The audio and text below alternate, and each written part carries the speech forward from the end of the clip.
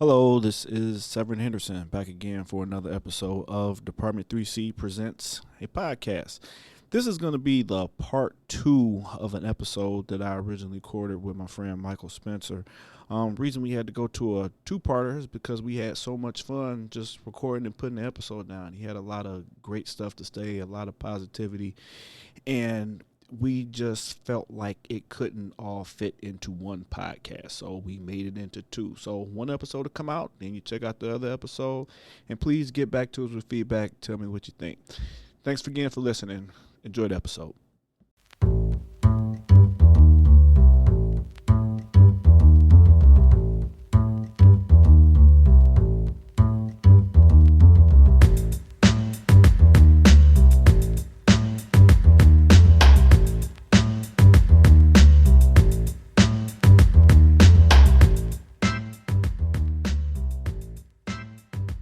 Vitals. I don't know who she was. Like, I don't even know if it was a nurse.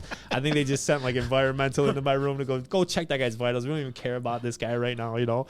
Not that they didn't care. They cared. But just so then of course I get on in my own head and in my own emotions and feels, and I start looking up because I've heard stories like in the field, in the paramedic world and fire service world, you hear like crazy stories all the time, right? Yeah.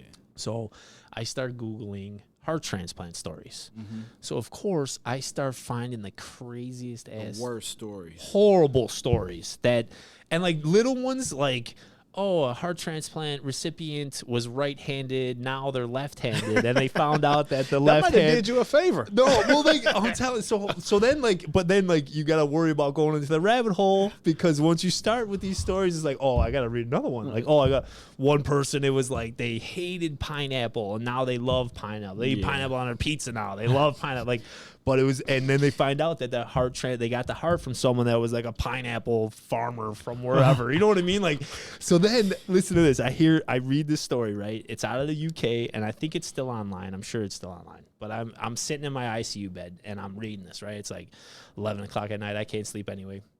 I'm reading the story, and the story is, it's about a double suicide, or a murder-suicide, right? Mm-hmm. So this guy, he gets a heart transplant. He's married, has kids. They've married for 40 years, whatever, this and that, in love with his wife. Their kids are grown. Just an awesome family, right? Mm-hmm. Guy needs a heart transplant, gets a heart transplant, right? All of a sudden, he murders his wife and kills himself, right? His kids lose their mind. Why did dad kill mom? Dad killed himself. What happened? This and that, whatever, this and that. So the kids investigate where they get the heart from, right? Mm-hmm. Heart became available from a suicide victim. Mm-hmm. So they look into it, and the suicide victim was a murder-suicide, right? Thank you. See? Yes. Yes. So then I'm like, oh my God, that's it. That's all I need. That's all I need to see. Like, no. So my nurse comes in the morning, and I'm like, read this. And I hand her my phone, and she's like scrolling, reading. And you could see she's just like, you idiot. Yes. Like, what are you doing? So she's got my phone in my hand now, right? So she's like, well, guess what? You lost all phone privileges now. And she takes my phone away. But I'm like, it doesn't matter because I already read the story. I already know it. So like, let's get crazy for a second, right? This is my mentality. This is my thinking on this, right? Is that, so being paramedics, we know that your cardiac cells are different from every other cell, right? Your cardiac cells they're different from your smooth, your muscles, all the other stuff, right? Because they have this ability called automaticity, right? So automaticity in cardiac cells means they could create their own spark, right? So that's what makes that little wave pattern of your atrium and your ventricles and all that. Yes, right? It's completely different than any other cell in your body, any other muscle cell in our body, right? That's billions of cells in our body, right? Why is the heart so special? Why is the heart so specific? Well, to me, it's because I don't want to get into religion by any means or whatever, but to me, that's our soul. Okay. That is where our soul gives our body energy, right? So to me, it's like, man, getting a new heart is bringing someone else's energy into me, right? Bringing someone else's ability I feel you on to that. start that heart, right? Yep. So I believe these stories of like, the little things of like, you're right-handed, this and that, because I truly believe that that person's energy is attached to the heart. You know what I mean? Like I might have been on the road to needing a new liver one day, you know what I mean? Maybe a kidney or something, you know, and I would have taken it. Yeah, you know what? Throw a new liver in me. Like, let's get this party started again, you know? But like the heart is wild to me, right? Because of that, because it could generate its own spark. Where does that come from? It comes from our soul, man, you know?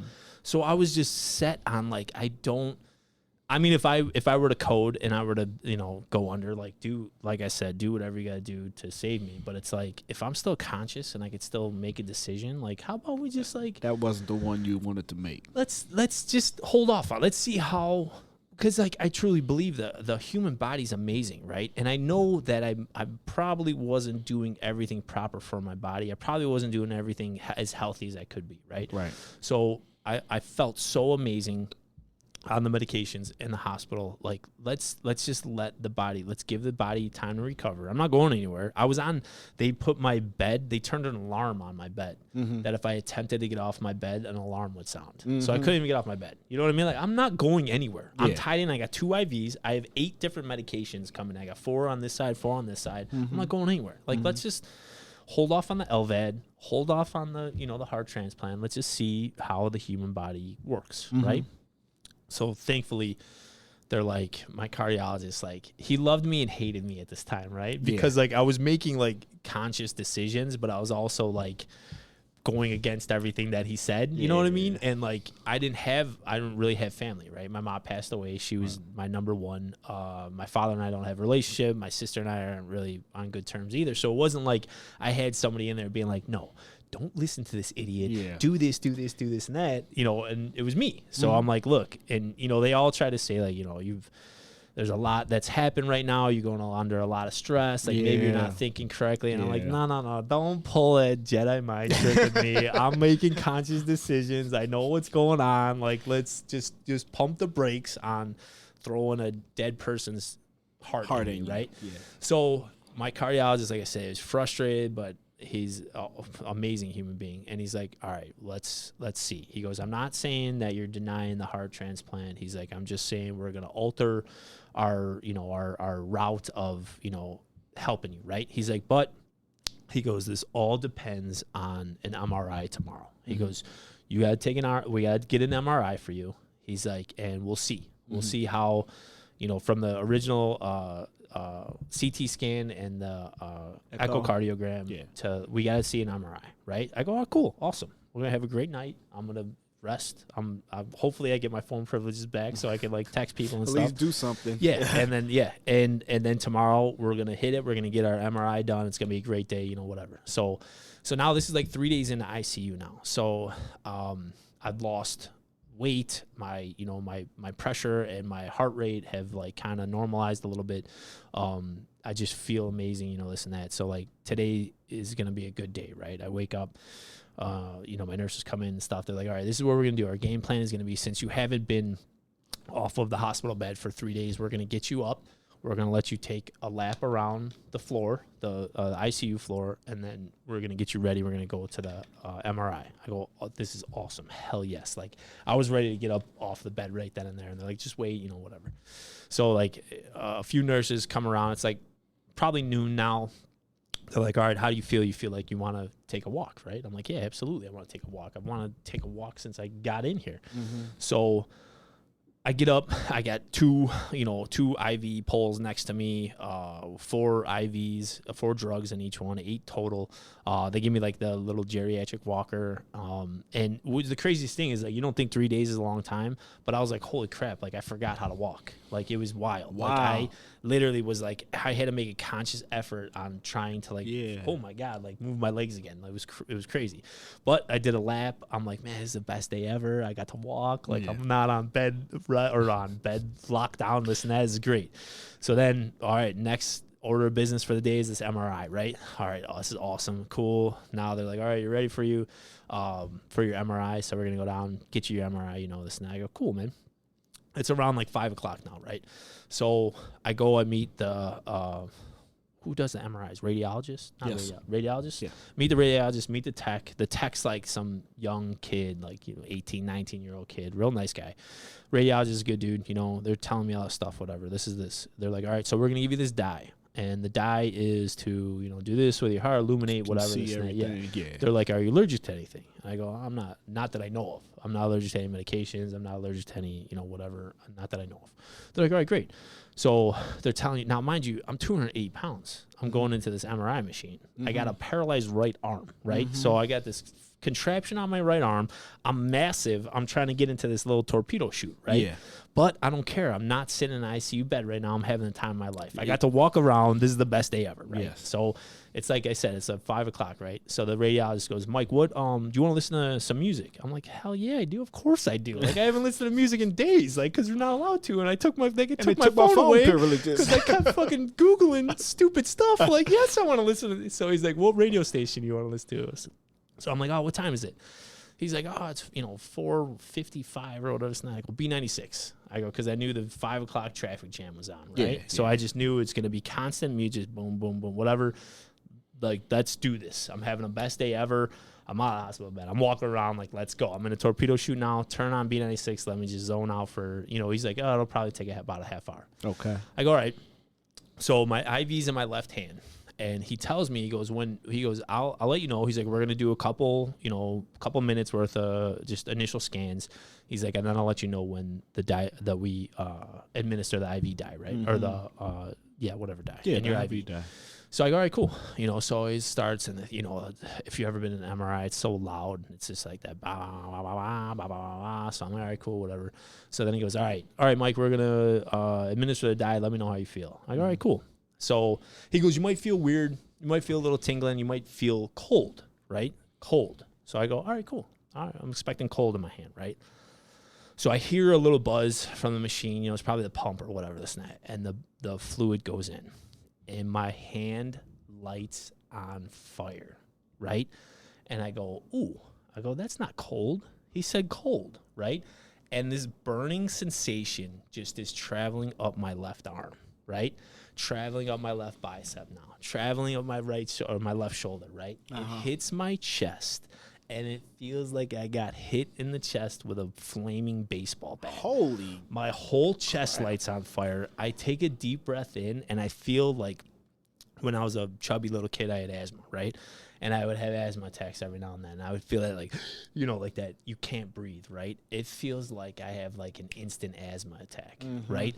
Then the burning travels up my neck and hits my face. Oh my God. And it feels like my face just lights on fire, and it feels like I have bees in my nose, right? And all I could do is I start sneezing. So I'm locked in this tube. I'm like 208 pounds, this fucking massive dude. Now I'm on fire. I can't breathe, and I'm just sneezing. Achoo. So I remember I hear the cardiologist or the radiologist come on. He goes, Mike, are you okay? Mike, are you okay? And I'm just sneezing. Achoo. And I finally stop, and I go, I don't think I'm okay. And he goes, what? And I start sneezing. And then I remember taking a deep breath in, and it felt like my lungs closed. I go, get me out of here now. Yeah. And he goes, oh my God. Okay, Mike, hold on. Okay, Mike. And it's like, it feels like it's like molasses coming out of that damn MRI because it's so slow. Like I'm like, get me out of here. I remember I was laying on the table, and I remember the tech coming and looking at my face. Now it feels like my face is on fire, right? But it feels like just everything is pressure. My chest is on fire, my nose is on fire, and it feels like I start to like kind of squint a little bit. I'm not squinting. The room face is squinting, right? Swelling up.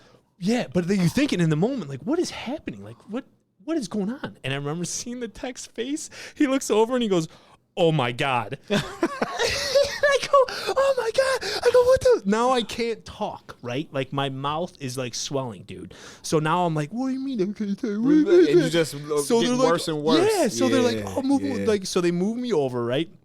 And it was like, like I could care less. They could have grabbed my arms and moved me over. They dragged me over. They pull me back into the room, whatever, this and that. And he goes, go. I don't really know what's happening at this point, right? Like I'm kind of like out of it. Like, what is happening, this and that.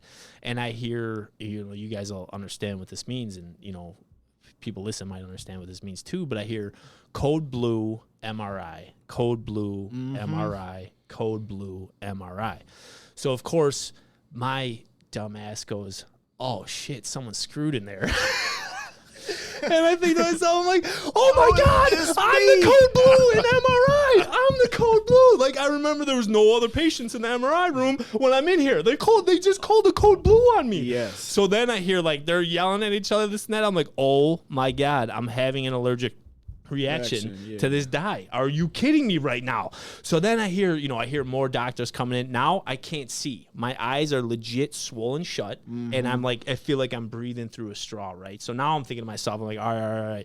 Think back to training, right? Firefighter training, like thinking like, okay, I could not breathe, like I'll be all right, like skip breathing. So skip breathing. So now I'm trying to skip breathe, right? I'm like, what the fuck is happening? Are you kidding me?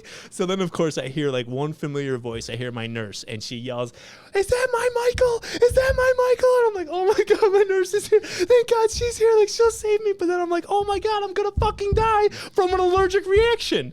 All the shit that I've done in my life. Else. All the fires I've been in, all the car wrecks, all the heart failure, all this stuff. Allergic reaction is going to kill me? An allergen? No way. I'm not going out like this. Like, you got to be kidding me, man. So she's yelling, where's your crash car? Where's your crash car? Where are your drugs at? This and that. I remember the kid, like, I heard the kid say, like, oh, the tackle box. And I'm like, yeah, the tackle box, motherfucker. Get the tackle box now. So he's like, oh, it's right over here. You know, this and that. And now doctors are coming in. I feel people touching me, grabbing me, this and that. Like, people are trying to, like, open my eyes, and my eyes are not opening. Like, I was so swollen shut. So I remember someone saying, where's his IV? Where's his IV? And I remember I was just able to, all I could think of, like, how am I going to help in any way, shape, or form. I remember I lifted my arm up. I just lifted my hand up. I had an IV in my left hand. Like, here's my IV. Do something. Like, throw something in there, you know. Just some Benadryl. Something, yeah. So they hit me with like 50 milligrams of Benadryl. And I remember my nurse saying, Mike, I'm going to put Benadryl. You're going to feel better. You know, this and that. And then that's the cold sensation now. Now I'm like, oh my God, that should have been the original cold sensation before you gave me the death dye. You know, so then I feel that. So then I don't feel good, but I don't feel any worse at this point, right? So I know, like, okay, maybe it stopped, right? I was waiting for like the epi. Like, maybe give me a little sub-Q epi. Maybe let's go all the bells and whistles. That takes too long. Well, that, and plus, like, with my heart, they don't want to give me epi with my heart and all that stuff. So I was kind of like, all right, so it's the only Benadryl. So I remember, like, now it stopped. It stopped getting worse, and I could start breathing a little bit easier. And all I remember is, like, she goes, Mike, you know, I remember feeling her hand on my head, and she goes, are you okay? And I go, fuck no. Like, what is happening? She's like, oh my God. She starts laughing. She goes, what is happening? I'm like, I don't know. You know. So then I remember, respiratory techs came in and stuff like that. I mean, the Code Blue team was there, you know, and I remember somebody asking me, do you need anything? Like, do you want water? Do you want this? I go, can I get a breathing treatment? Like, I still couldn't breathe. Like, give me some albuterol. I got to open my lungs up, you know? And they're like, oh, yeah, absolutely. So I remember I was barely able to, like, open my fat lips up to put the neb in, right? And I didn't even have to hold it. Like, I just let the neb sit there. I was like pulling my eyes like open to try to see people. I couldn't see anybody, this and that. That's so awesome that you knew what to ask for. It was crazy. Well, yeah, it's like, again, like, you know, just enough to scare the hell out of you, but like, no, not enough to whatever. But yeah, so I was like, I just want to be able to breathe. Like it was those, and it could have been 30 seconds. The whole thing, it felt like 2.5 hours. You know what I mean? Yeah, but it was just so it was so nice that, okay, my face hurt so bad because I was so swollen, and but I'm not getting any worse, and the breathing treatment was helping, this and that. So my nurse is like, we're gonna be here for a minute. I gotta chart all this. I got a doctor. I go, I'm not going anywhere. Where do you want me to go? Like, you kidding me? I was having the best day ever. I was listening to the 5 o'clock traffic jam, and then wham, bam, I get hit with this allergen. You son of a, you know. So I'm just sitting there, just thinking to myself, I'm like, you gotta be kidding me. Like, are you for real right now? Like, I love how you went back to training. I mean, that was like you said, let me skip breathe. Yeah. No, because I thought, like, I could get through this. I know what to do. I don't need to take huge deep breaths in. I try to cool myself off, like, calm my thinking down. I'm like, skip breathing, man. Yeah. Never done. At least I never did skip breathing in a fire. That's I'm like, dope. I'll do it now. I'll skip breathe now, man. That's you know? what's up. So she's like, all right, whatever. We're done with the done with the charting. She's like, I'm gonna get you back upstairs, this and that. So if I get up, she wheels me back up to the ICU room, and of course, like all the other nurses are in my ICU room, and they're like, oh my God, we heard code blue MRI, and we're like, Mike's in MRI. I'm like, it was me, but I can't talk because my lips are so swollen and this and that. So. Yeah. So they put me back, hooked me back up to the ICU room. I remember one nurse was leaving for the night. She always come by and say goodnight to me. And I remember she walked in, and she was a pretty good-looking nurse. She walked in, and she goes, oh, my God. I go, what? She goes, your poor face. I'm like, what's wrong with my face? Because no one said anything, you know what I mean? She goes, it's so swollen. I'm like, well, what do you want me to do about it, She goes and gets an ice pack, right? Fills, like, one of the bags of ice up this night. She goes, I'm leaving. She's like, I'll see you tomorrow. Just put this on your face. I'm thinking to myself, I got to sit here with an ice pack on my face now. Like, what is happening? What is happening?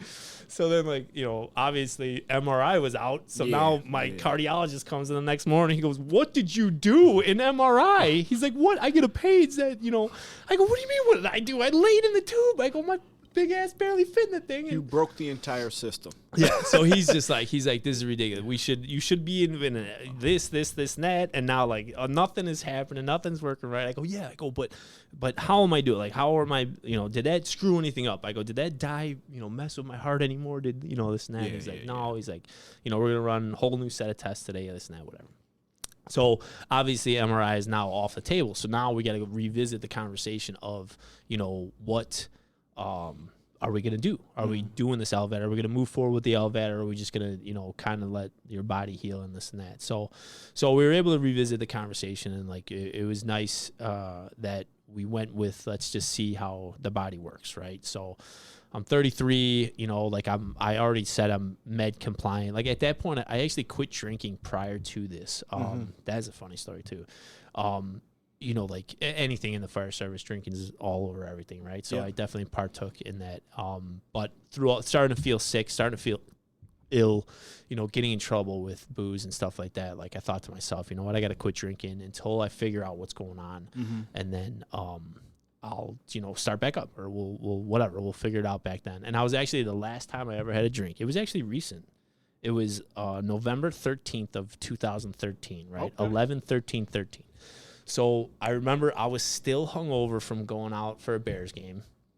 Bears played the Lions on Sunday, and I had a date on Wednesday. So I met this lady at just this like dive bar on Western Avenue, or on Milwaukee, right off of like where I live.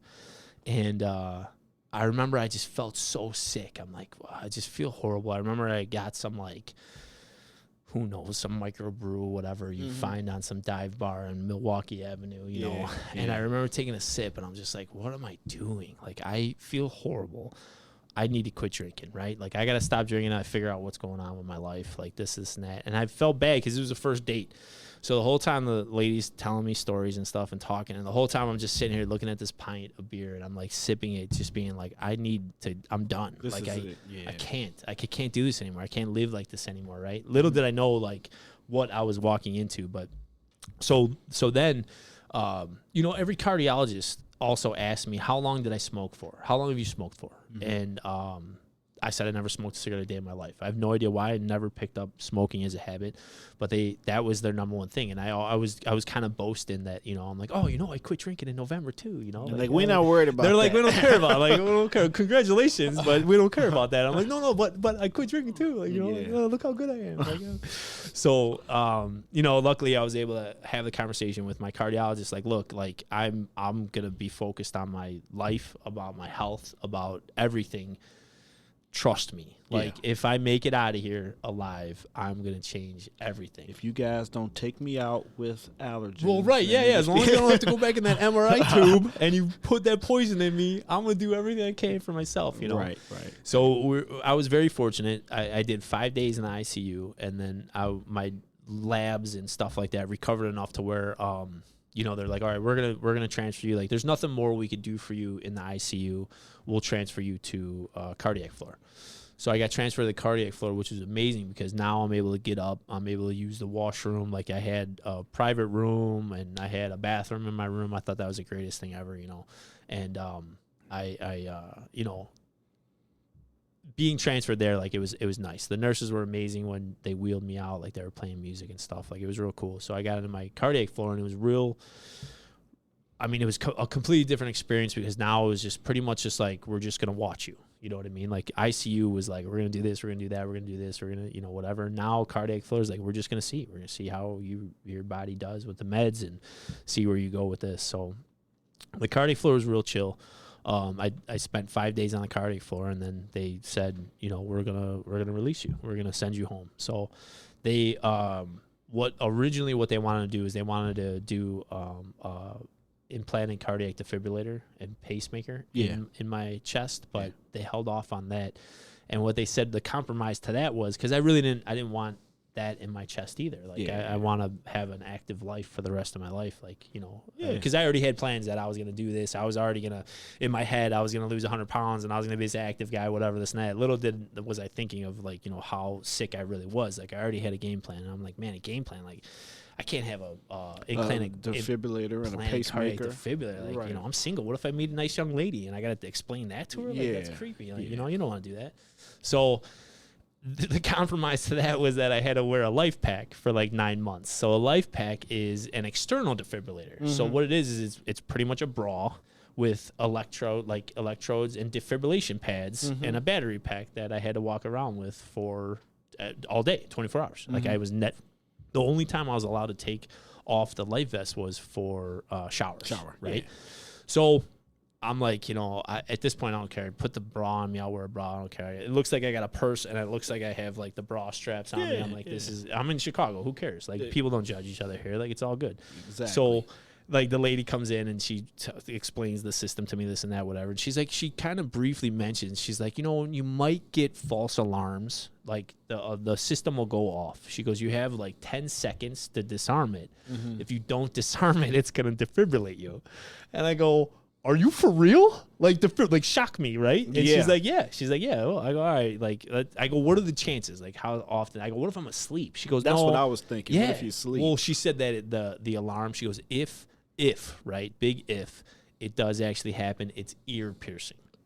So the alarm goes off for like 3 or 4 seconds, and then a secondary alarm kicks in, and it's like a siren, right?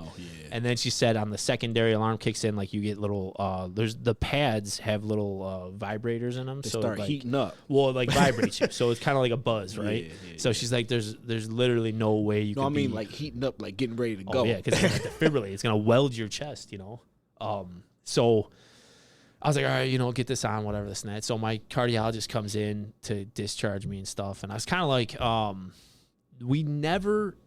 the entire time, the 10 days I was there, no one ever mentioned the blood clots again. Right. So now I'm leaving, and I'm on blood thinners. I was on 8 different medications. Right. So one of them is blood thinners. So I figured like that was for the blood clots, But I was like, as we're leaving, I get all these discharge paperwork, all these instructions and stuff like that. I go, you guys don't understand, like, I'm going to change everything. Like, it's a whole new world. I already had the get right with God conversation multiple times in my stay here. Mm-hmm. So it's all good. But then I was like, hey, I got a question. I go, what are we doing about the blood clots? Mm-hmm. And they're kind of just like, I go, all right, hold on. Let me answer. I go, we'll just say like maybe in a year, if I don't throw a clot, like have a lethal PEA, have a heart attack, or throw a stroke or in my brain, like we'll just assume that the blood clot's dissolved. And they kind of were like, sure, yeah, that's what we're gonna. I go, okay, we got a game plan. Like, let's go. Get me the hell out of here. Yeah. Like Joe White came and picked me up in his white Bronco and got me home.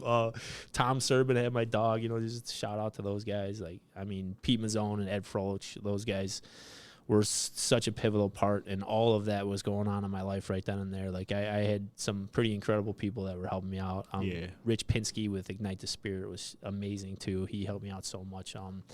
But yeah, so excuse me. I get home now. Tom still had my dog, right? And I love Capone to death. I love my dog to death, but he could be a handful of times. So I text Tom. I was like, hey man, would it be horrible if you just kept him for a couple of days so I could just figure out? Just a little while. Yeah, like let me just reacclimate to life, without having this the 85-pound hammerhead headbutting me all day, jumping on me all day and stuff. And he's like, yeah, of course, So that night was pretty chill. I went to bed. The next night, next day, whatever, like there was just so much going on right then in life. Like I still haven't really processed even my mom passing away, right? I mean, my mom died holding my hand, right? So it was like, I need to like just zone out and like take all this in. You know what I mean? Like now it's I need to evaluate my entire life, reevaluate my entire life, and just absorb everything that's happened. Like I really haven't had time to think about everything that's happened, right? So it's like, let's do this, So it was a good day. I chilled most of the day, watched TV, kind of zoned out, whatever, this and that. And then in the evening, I remember I turned the evening news on, so it was like maybe 5:30, and I get up and I walk over to the refrigerator, and all of a sudden my life vest alarm goes off, right? So it's like, bop, bop, bop, and I'm like, what the? And I'm thinking to myself, I'm like, I feel fine. And then I'm like, wait, what was I supposed to do to disarm it? Because you have to do like 2 different things at the same time for X amount of time to disarm it before it welds you, before it defibrillates you, right? So I'm like grabbing this box and stuff and this and that. And I'm like, okay, I got to push these 2 buttons here, and I got to hold them in together. I got to do this and that. So I'm holding it, right? So I'm holding it. Now the secondary alarm kicks in. So now it starts screaming, wah, wah, wah, and then my chest is vibrating. This and I'm like, I'm doing what I was told to do. Why isn't it stopping? This and that. All of a sudden, it just kills, right? It stops. So I was like, oh my God, what happened?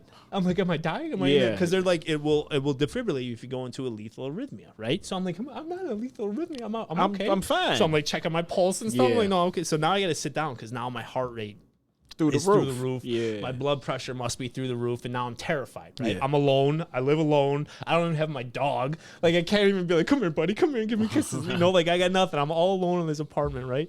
And I live in, like, an old warehouse-style building, so it's, like, a creepy kind of... It can be beautiful, obviously, but it could also be, like, creepy in the right setting. Like, this is terrifying right now. It's dark. Yeah. It's like the news is on, so the news in Chicago sucks because it's all just horrible, miserable, whatever.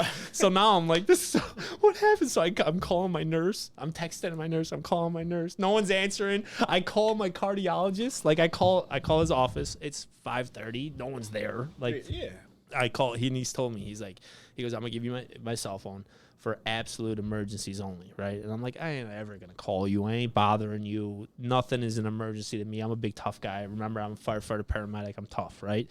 33 years old. I'm king of the world. I'm calling him like a little kid. You better answer, you son of a bitch. You better answer. Doesn't answer. I'm like, this guy, I'm calling you right back. I'm gonna double call you. I'm gonna triple call you. I will call you until your ass answers this phone, right? Yes. So he finally answers. He's like, Mike, what's wrong? I'm like, oh, fuck, the machine went off. I'm like, I'm just standing at my refrigerator. The machine goes out. He goes, whoa. Did you get defibrillated? I go, do you think I'd be conscious right now talking to you if I got defibrillated? I go, no, I hit the kill switch, man. I go, what happened? He goes, oh, Mike, relax. He goes, it's not a perfect science. He's like, it goes off all the time. I go, what are you talking about? It goes off all the time. What did you put on me, ass? Like, are you kidding me? Like, you couldn't have given me a heads up? Like, look, this thing's going to go off 15 times a day. Don't worry about it, Scare you. That's good. Talk about terrified now, right? So now it's like I'd be at the grocery store and the machine would just start going off, and I'm like, oh, here we go again. Just hit the kill switch, no big deal. Everyone around me is like, what the hell just happened? It's no big deal. It's just my defibrillator I gotta wear. It's no big deal, really. It's just my brawn purse. Yeah, it's just exactly. Yeah, this is my purse that it will defibrillate me if it goes off. It was crazy, man. But so then, like, at that point, like it took a couple of days to process everything and try to like get a hold of, everything that's going on. And so like I got my dog back, and now I'm like, man, I gotta reevaluate my entire life. Right. Mm-hmm. So with the fire department. So now I'm in congestive heart failure. Right. So they diagnosed me with dilated cardiomyopathy. I was in acute failure, obviously, then. Now it's been a few years, and now I'm just but I'm carried as a heart failure patient. We're kind of like, steady as we go. But at the time, like, they still thought I was very like fragile in a sense that I could be sudden. I mean, I wore the life vest because they were afraid of sudden cardiac arrest, anytime, anywhere, whatever. So, but this was the time. Now I'm like, all right, I had that get right with God conversation, and you know, like now it's time to start. You know what I mean? Like I don't get to put anything off anymore. Like now everything I said in the hospital I was gonna do, it's time to do it. So, you know, it was tough. Like realizing everything. I mean, my arm was still paralyzed, so. You know, like I was told that was a career-ending injury, and now I'm in congestive heart failure, and obviously, you know, I was told that is a career-ending disability, right? So I got to think about life, right? I got to get my health on track. I got to get my physical, you know, ability on track. But now I have to start realizing that my dream is gone, right? Yeah. So now, I like we talked about earlier. I never had a plan B, right? And you know. Maybe having a plan B is good in life. Maybe having a plan B is not good in life because that sets you up for failure, right? So if we don't have a plan B, it's plan A and that's it. And that's how I live my life. It's plan A and that's it, right? So I accomplished plan A. So now at 33, you know, at the time, with no plan B and not really a great outlook with the fire department at that moment, at that time, what am I doing? What am I going to do with my life, right? And the problem at that time was that I didn't value myself as anything other than a Chicago firefighter paramedic. Like taking that away from me now, I had no identity. I had no idea what I was going to do with my life, right? So I'll be honest, like, you know, I'd love to say that, you know, everything's sunshine and roses and rainbows, whatever, but like it was tough, man. Like it was hard to digest that. It was hard to accept that because I didn't value anything in myself other than that, right? So now when you take that away, what do I have inside? I had nothing, right? I didn't value myself for anything. So now I have to figure out what am I going to do? And with a few other things going on at the time, like, you know, legal stuff and department stuff and now this health stuff and stuff, you know, like, I mean, it wasn't great every day. Right? Like I had a lot of dark days. I had a lot of dark hours. I had a lot of dark times alone to figure, or, you know, with my thoughts and stuff to you know, that might not have been the best, but, you know, I needed it, right? So I needed to figure out that what else am I going to do in my life? Like, where am I going to go with this? And through all those dark times and through all those dark thoughts, like I started to value myself. Like I started to value myself as a human, not as a thing anymore. There like, you go. Yeah. I only valued myself as a Chicago firefighter paramedic, right? And I was there, and I was the best of the best and at the best of the best, and now that's all gone, right? So what am I now? And for a long time, I was nothing. Sorry. Nope, that's perfect. It's okay, and this is exactly why I wanted you here. Yeah, this is exactly why I wanted you here. Because I invested so much value into something that could be taken away that I never invested any value in myself, right? And I needed to start realizing that there's more to life than that, in a sense, and I needed to start finding who I truly was, and who I truly am, and what you know, what I was here to do and why I'm here. Not what I'm here to do. I still don't think I really know what I'm here to do, but why I'm here. And I'm here for a reason, right? I think we're all here for a reason. And no matter who you are and what your story is, you know, like we're all here for a reason. And I think if people value themselves more, just as an individual, just as like whatever, you know, they love every day, and put value in that instead of a title, instead of, you know, something, you know what I mean? I think people would start realizing that, you know, like life is pretty fucking awesome. Like life is pretty beautiful. There you go. Like instead of, it sucks not being able to be a Chicago firefighter anymore. You know what I mean? And it was amazing and stuff, but it's like, man, since then, you know, I've done things and I've accomplished things that I never would have even imagined or thought of doing. You know what I mean? And like, I think that's part, or maybe the entire reason why I'm here right now, is because like, you know, like I want to, even through those dark times, like I still always at least one day thought of something positive, or thought about something good, or thought about something I'm going to do. Right. So I started working on myself day one. I changed my diet. Obviously I couldn't really work out I didn't want to work out a lot because I was scared of my heart. Right? Yeah, you got to. So I would do little things, little workouts, whatever this and that, and I, it was all diet. A ton was diet.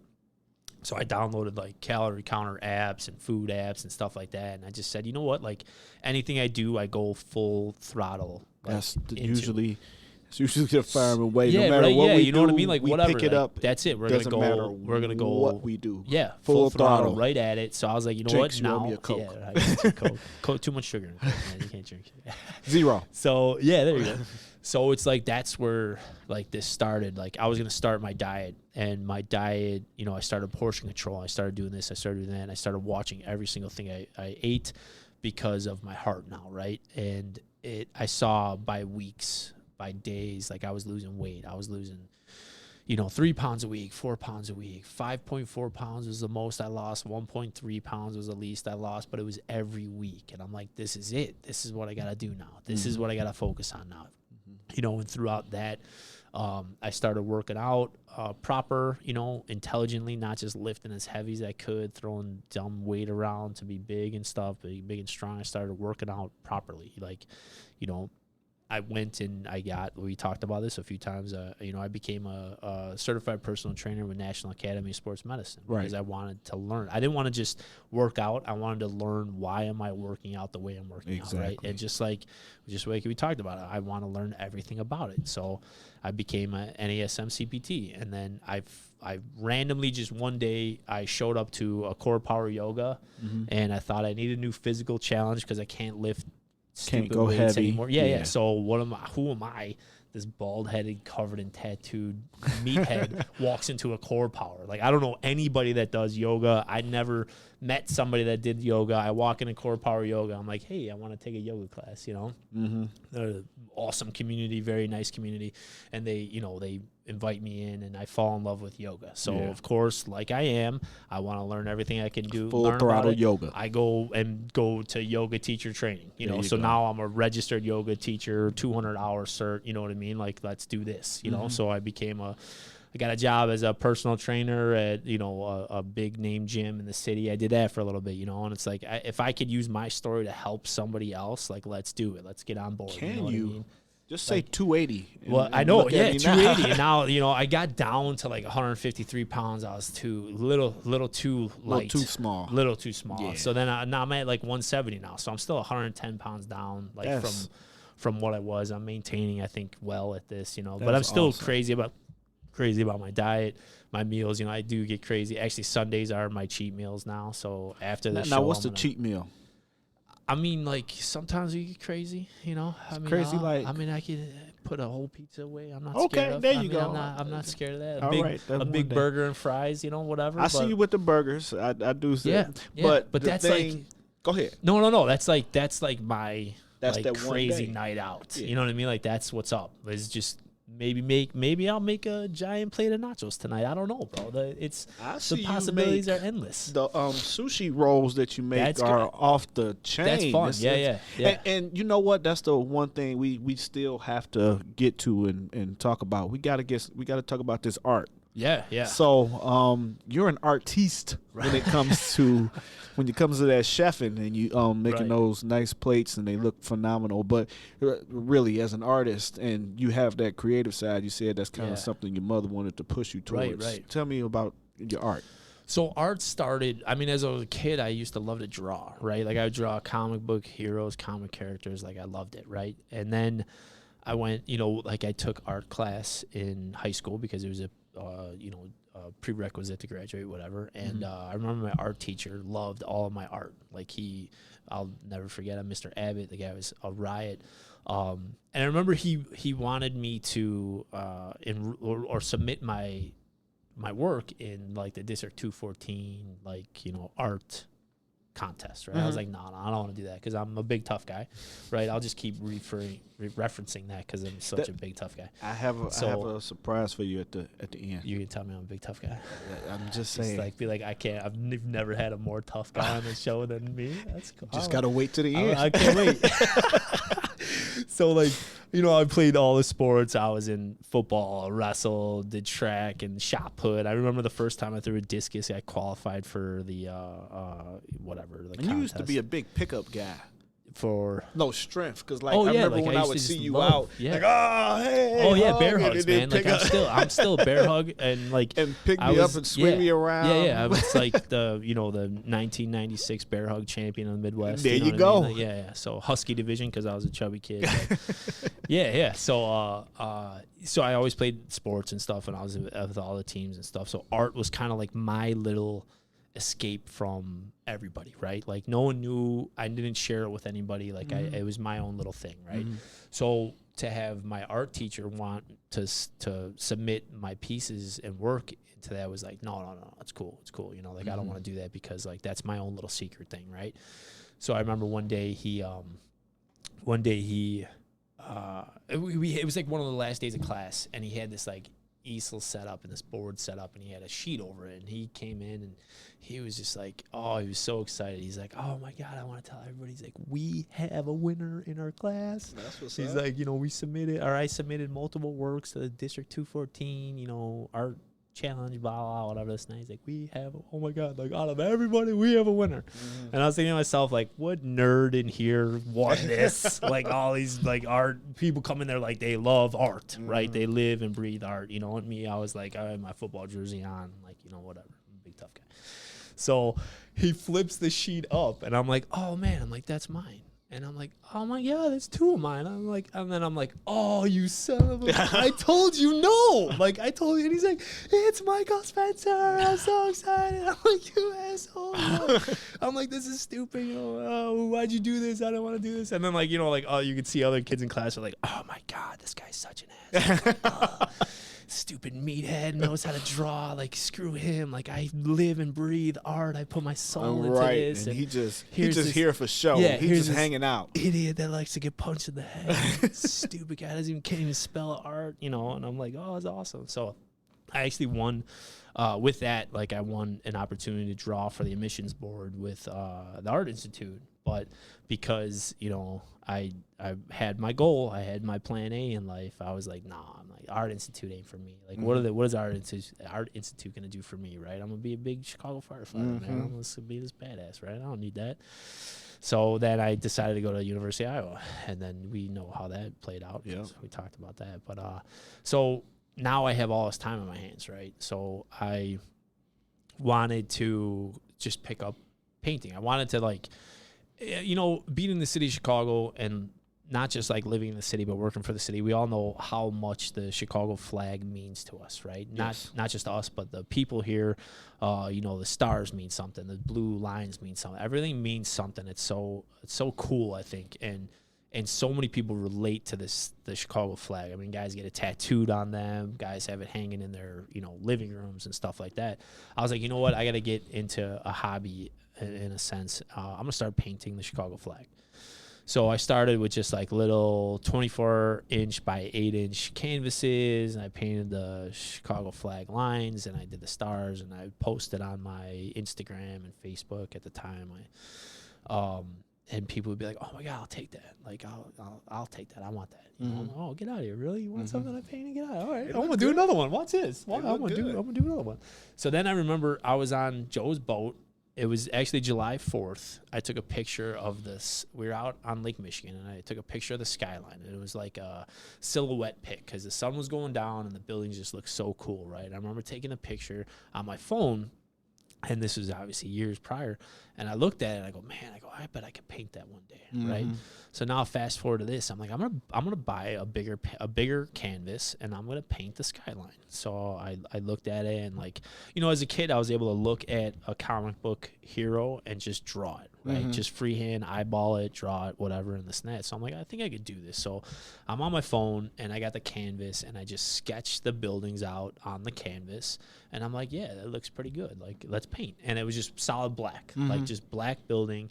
And then I did like the gold or yellow behind it as the sunset, this and that. I remember I posted a picture of it, and I remember someone's like, "Oh, it's so cool! Like, oh, let me buy that from you." You know, I was like, "Wait a second, you want to give me money for that? Like, for real? All right, you know, sure, yeah, come on by. For reals? Yeah. And it was like just acrylics. Like I didn't do anything crazy. It was just acrylic paint, acrylics dry in like 5 minutes or whatever. And I'm just done. I'm like, you come over and pick it up anytime you want. Like it's ready to go. Yeah. Let me sign it because I'm this big artist, like, and Like artists. I said, you're an artiste. Yeah, right. That still makes just weird, So then, like, as we were talking about, anything that I got into and we get into in the firefighter mentality is like, well, let's see where I could go with it. Like, let's learn a little bit. Let's go with it, and let's see how far I could go. So I did a lot of like skylines, and I want to get like, well, let's see if I could add some like dimension into the building instead of just flat black. Like let's get some dimension into it. And all right, now I'm going to do this. And then I kept getting people sending me requests for like, oh, can you paint my dog? Or, oh, can you paint a portrait of a family member that passed away and stuff like that? And I was always like, no. That's what real artists do. Like, I'm just going to paint buildings.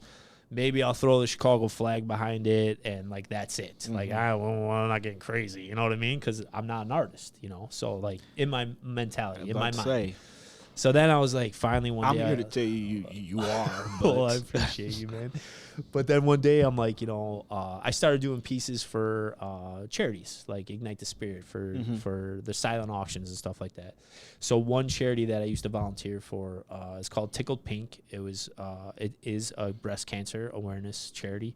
Obviously, with my mom passing away from cancer research and anything I could do to help cancer funding is huge to me, right? So I was asked to do a painting for it, and my friend asked, can you do a portrait? And I was like, well, you know what, F it, I'll try. I'll see what I could do. Like, maybe how about Marilyn Monroe? Yep, I saw that one. Yeah, and she's like, oh my God, absolutely, So I go, all right, cool. So it was acrylic, and it was nothing. I mean, I think it was nothing special, I really liked Andy Warhol. Growing up, like as a kid, I liked Warhol. I liked Vincent Van Gogh, right? So I was like, well, you know what? I think I could do a Warhol-esque kind of silhouette kind of Marilyn Monroe piece, right? So let's do this. So I did that, and I think it looked pretty good. And I remember I went to Tickle Pink's like headquarters or whatever office, and I remember I was dropping it off. So the event was, whatever, next weekend or some whatever, this and that. And I remember the lady that came to the door. My friend wasn't there. She was off doing whatever. So she's like, oh, ask for so-and-so, this and that. Oh, cool. So the lady answered the door, and I go, hey, what's up? My name's Michael. I'm dropping off a gift for the silent auction. So she goes, okay, what do you got? So I hand it to her, and it was just like a 20 by 20, nothing crazy, this and that. She goes, oh, my God. She goes, this is amazing. She goes, where'd you get this? I go, get it? I go, I didn't get it anywhere. I did it. And she goes, wait a second. She goes, you did this? And then I was kind of like, what are you trying to say, lady? Right. Like, what does that mean? Like, what? Because I'm just some meathead looking dude. I can't do that. You know? And I'm like, yes, ma'am. I painted that. She's like, oh my God, this is amazing. This and that. I was like, yeah. Well, I hope it raises a bunch of money and this and that. Blah. She's like, oh, what do you want for it? I go, I don't want anything for it. She goes, well, hold on, we didn't give you any. I go, no, I don't want anything. Just take it. Like, I hope.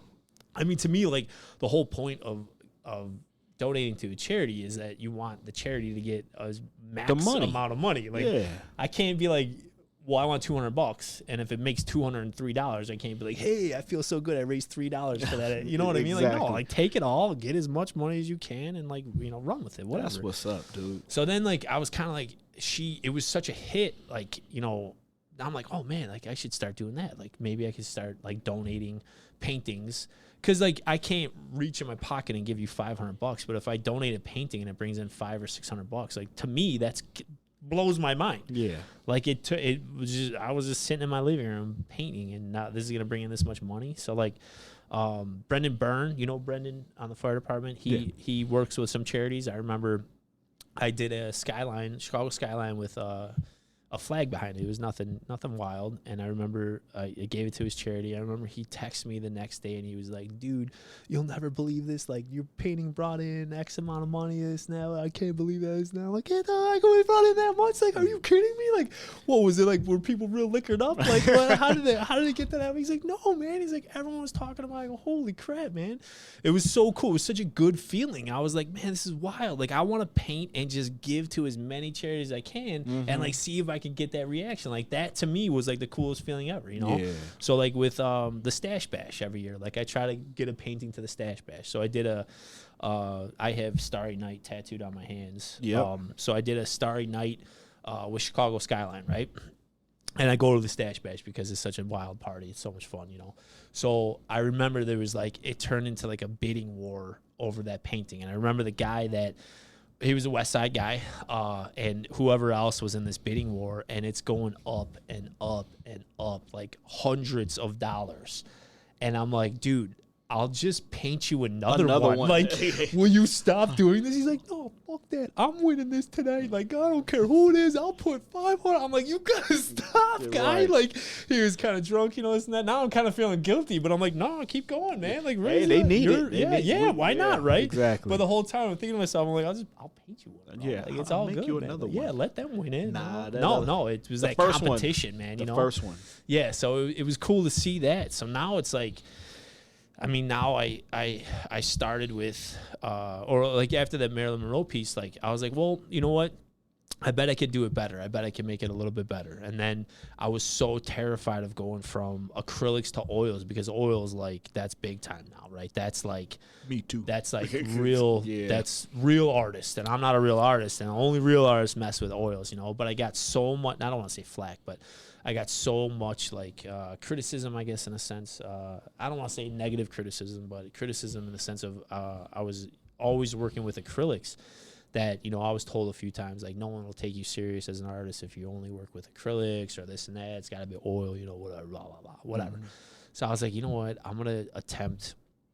Never worked with oils before, right? So I'm like, screw it. I'll try oils, you know. And actually the first set of oil paint that I got was actually from Patrick Fitzmaurice. Yeah, the one guy I did a portrait for today. Yeah. And I was actually allergic to the paint. Because it was so toxic. It's them dyes again. I was in taking yourself out. Right. I was in my bedroom and I'm like, you know, I've set this, like, I put like a little A-frame ladder up because I don't have easels or nothing, you know. Set it up and I was gonna do a rose for my mom. That's what I was gonna paint, a rose just for my mom, you know, this and that. And I remember I started painting and I was like, holy crap, I'm sneezing, my nose is all stuffed up, this and that. I go, what the At least hell? it wasn't injected into you. Well, right, this yeah, time. exactly, yeah. Now I'm like a allergic reaction expert now, right? So I go, what the heck? I had to open up the, you know, my windows and stuff, this and that. So I text him. I go, I don't know what's up with your paints, man, this and that. And he's like, I go, why did you get rid of them? Why did your wife get rid of them? He goes, my wife got rid of them because she's allergic to them. I'm like, you gave them to me. I'm allergic to them too, man. You know. So I ended up getting different oils out there that obviously I'm not allergic to. So I took the leap and now I do a lot, mostly portraits now, but I'll still do some skylines and stuff, whatever subject anybody wants really. But I now I've made the shift to all oil. So okay, that's what's up. It's pretty cool. It's cool to, I saw the Sinatra. go, over the city skyline. Yeah. It's hanging up in my on my wall. Okay. Actually, yeah. I It was like a cool that. piece. Like I said, your account is what made me, because you just so positive, and Yeah. so I know a lot now why. Well, positive is the thing, because you know a lot of times we got to push through and get through to the next day and make something happen. Yeah. And for me at least, seeing you and now knowing this extra story go along with it, that's like the extra push, because it's like if I can't get up and do nothing.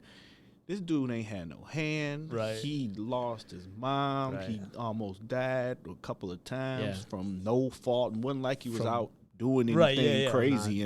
Like, well, that's what you get type of situation. He was just living life. Just being here. I just existed. But, yeah, it's wild, man. Like I said, it's not all sunshines and rainbows and stuff. Like, there definitely was a lot of hard time. There still is. I mean, there's still times where, like, you know, even questioning, you know, what I'm doing with my life now and you know, where I'm going with my life and what am I doing and stuff like that. Like, there's still a lot of uncertainty. There's still a lot of, you know, scary thoughts and terror and sense. Like, I mean, it's not all, you know, perfect, but I'm glad that, you know, if you look at my Instagram account, like, that's the only social media I have. So I'm glad that you and I are following each other, because, like, just seeing that, like, I'm glad that it comes off as that, because, like, that's very important, man. Like, I need my daily motivation, and I need, you know, people that I need to see in my life that inspire me to get up and go and, you know, So to say that, you know, you look at my account and see something like that, man, that makes me feel good, dude, you know, because it's important in life to have that. But you're doing an excellent job. Just the thing about it, you said so many things. I was like writing down all this stuff that you said because, like I said at the beginning of the podcast, it's kind of like life after fire. What do you do outside of fire? What if fire just, you know, your plan A turns into a different plan? You got to go somewhere else. But value yourself. That stands out to me as so profound because that's what I think a lot of us people don't do. And, you know, we're employees. We call ourselves employees, public safety employees. And at the end of the day, you have to value what you bring to the table before. And the other thing made me think about is the airplane. I always think about you got to help yourself before you help somebody else. Right. Yeah, So if you don't value you, how Right. are you going to expect the people in the public out there to do the same thing? Right. Right. So that was great. I appreciate you coming. Oh, I said I had a present for you. Oh, yeah. Don't forget that. It's just a word present, but All right. you keep alluding to the fact that you're a big badass. Oh, yeah. So fire guy, big tough guy. so tough I guy. feel like you are. You had that EF of 11. Yeah. Like, come Yeah. on, man. And you got hit with the allergen Right. in the tube. You lost all that weight. Yeah. The fact that you are around from all of that shows how big of a badass guy that you still are. Not used to be. Right. Not I'm 33. No, right, dude, right. you are the epitome of a badass guy. Said 11. Yeah, it was my EF was 11, and my last. So I get my echoes every year and stuff, and my my blood work is always on point, and obviously I feel amazing. I was on 8 medications when I left the hospital. I'm down to 3. Those 3 I'll be on for the rest of my life, which I'm perfectly fine with. But my last EF was 55 to 60, which is normal operating range. That's where yeah. So you were walking around with 11, just out Right. here kicking it. Right. Like so every cardiologist, and this impacted me a lot too when I was in the hospital. Every cardiologist said, we don't know why you're alive. And every cardiologist said, you should not be alive. So, sorry. So No, miss. hearing that over and over and over, I mean, literally every single cardiologist said, we don't know why you're alive. We don't know why you're here. You should not be here. We don't know why you're alive. People just don't wake up with EFs of 11. You know what I mean? Like, that hit me so hard. Like, holy shit, man. Like, I need to start not just valuing myself, but valuing life and valuing every single day I'm here. You know, like, I get cheesy with, like, motivational videos and stuff. Like, I think we all need motivational videos. Like, I mean, some, people that I love to watch videos are E.T. I love E.T. I love C.T. Fletcher. Like, I mean, he's a little intense and swears a lot, but he's awesome, man. He's got a cardiac history. He actually just had a heart transplant himself, so it's like to relate to somebody and to watch those motivational videos and stuff. And one thing I two quotes I think about a lot are one of them is I might screw it up, but I'll try to get it right. It's someone is laying in a hospital bed, wishing they had the opportunities you had right now. You know what I mean? Like, that to me was like impactful for me because I was that guy in the hospital bed, Right. thinking about what am I going to do when I'm out? And if I I named a couple names and I had those people in my life that helped me. And like, to me, I feel like if I gave in to any one of those dark thoughts or any one of those dark days, I feel like I would have let everybody down that believed in me, that helped me through those times. And one thing that I don't ever want to do to anybody is I don't ever want to disappoint anybody. I think that is so much more than, other things you could do. I think if you, at least to me, if I don't live the best life I can live, I feel like I'm going to let all those people down that were there for me when I was at rock bottom, that were there for me when I had no money, that were there for me helping me pay my rent when everything was going on with everything, right? Mm-hmm. I had my power turned off. I remember I was sitting in Walgreens and my power went off, right? And the electric company came and shut my power off. And I thought, fuck, I got no money, right? I got At one point, my bank account was froze at negative 32 cents because of overdraft fee, right? So I would have needed $35 for the, $20 overdraft fee to put $15 in my account, and I had nothing, right? And I remember I was sitting at Walgreens getting my heart medication, and I text my buddy, and I said, oh, fuck, I put off, because of everything that was going on with whatever, I couldn't pay my electric bill for a few months.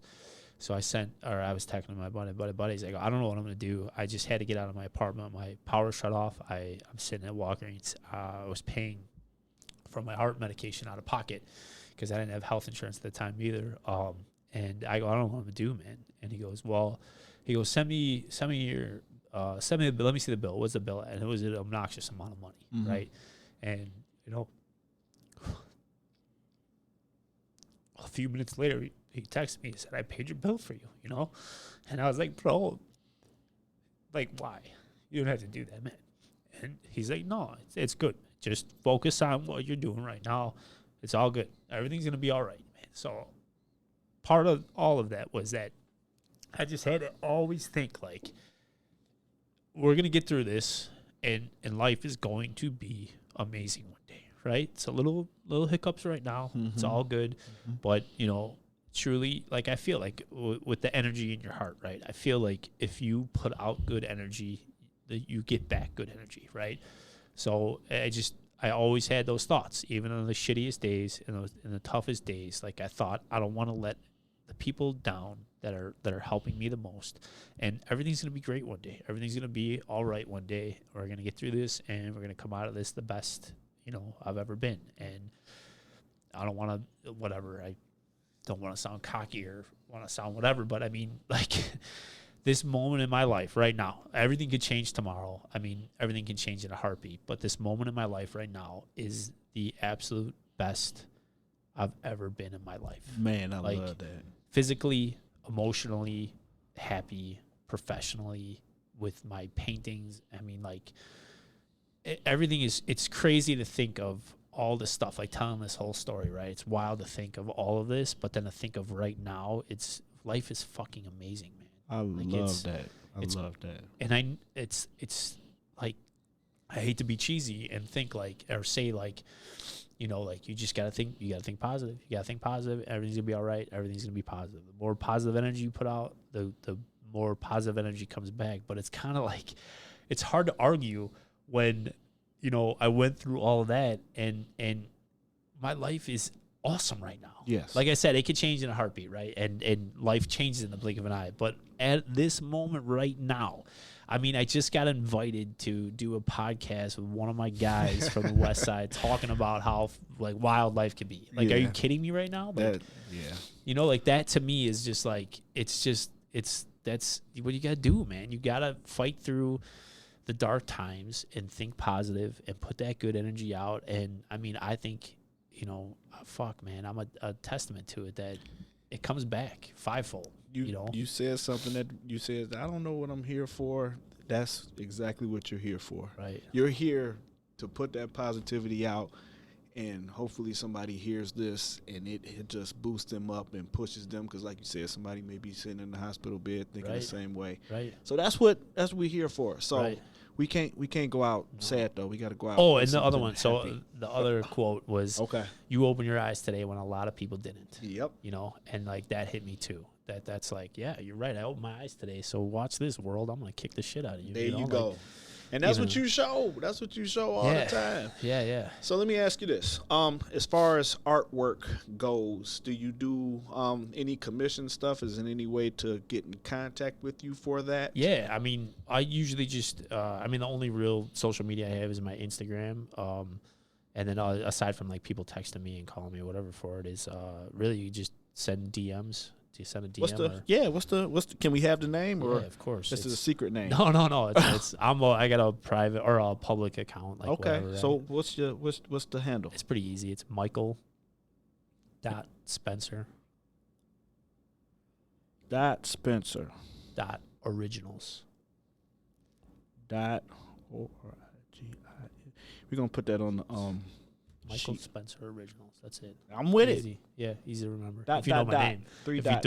you don't know my name, then it's hard. But Well, now we got to see the signature. I'm sure that's like extra awesome at the bottom. Mine? Yeah, you like sign them so they oh, look you all gotta cool sign and it. Yeah, everything? I remember That's what I'm saying. one of my first paintings. I handed over and I didn't sign it because I was like, well, I'm not an artist, and only artists sign paintings, right? And the lady lost her mind. She Yeah. was like, "Where's your signature?" Yeah. I go, "Oh, I don't know. Do you really want me to sign it?" She's like, "Oh my God, all artists sign that. You have to sign that, otherwise I'm not taking it." All right, yes, ma'am. You gotta, you're right. You gotta sit around and practice that. But now it's got to be the same every time. Every single So, time. Yeah. So, It's okay.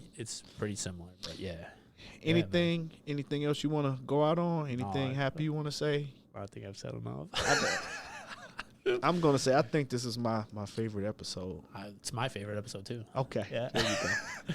No, I appreciate you. Honest to God, I will say one last thing. Thank you so much, man. Thank you so much for what you're doing. Thank you so much for all the work that you do. Thank you so much for being a firefighter and first responder and putting your body and life on the line. And where you're at now, you big time. I won't say all of that. No, are you kidding me? Hell yeah, you're top of the line, man. It was a lot of hard work. Yeah, but well, of course, yeah, and you deserve it. You deserve where you're at, and you deserve everything from that and where you started and where we were on the west side, man. Like, you deserve where I you're still at miss now. that. I still miss it over there. Yeah, All the time. yeah, but you're in a better different. spot. You know, you gotta think about the long term of the career. Yes, the and long like that, term. You know what I mean? Like, you're skyrocketing up there, man. Thank you so much. I appreciate you coming Thank on. you, man. All Thank you right. so much. Good. This was awesome. All right. Oh, that was so great. I hope so. No hope to it. That was dope. This has been a Fire and Iron Media production. You have something to say, people want to listen. How's that, Daddy?